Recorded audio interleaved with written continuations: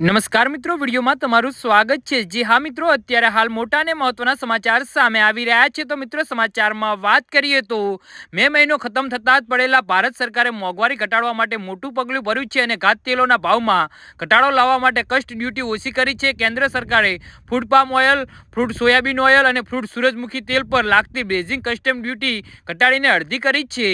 જી હા મિત્રો, અત્યારે હાલ મોટા અને મહત્વના સમાચાર સામે આવી રહ્યા છે।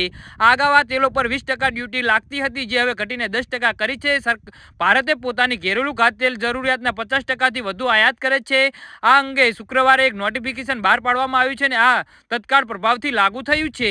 જી હા મિત્રો, fruit palm oil, fruit soybean તેલ અને ફ્રૂટ સૂરજમુખી તેલ પર પ્રભાવી આયાત ડ્યુટી હવે 16.5% રહેશે। આ જ્યારે પહેલા તે 27.5 હતી। રિફાઇન્ડ તેલો પર પ્રભાવી ડ્યુટી 35.75% જ રાખવામાં આવી છે।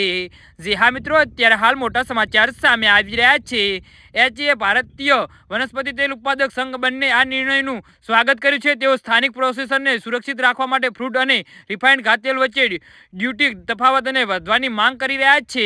કેન્દ્ર સરકારના આ નિર્ણયના વખાણ કરતા સોલિડ એક્સેડેન્ટ એસોસિએશન ઓફ ઇન્ડિયાના કાર્યકારી નિર્દેશક બીવી મહેતાએ કહ્યું કે તેનાથી ઘરેલું ઉદ્યોગને પોતાની રિફાઇનિંગ ક્ષમતાનો ઉપયોગ કરવામાં મદદ મળશે।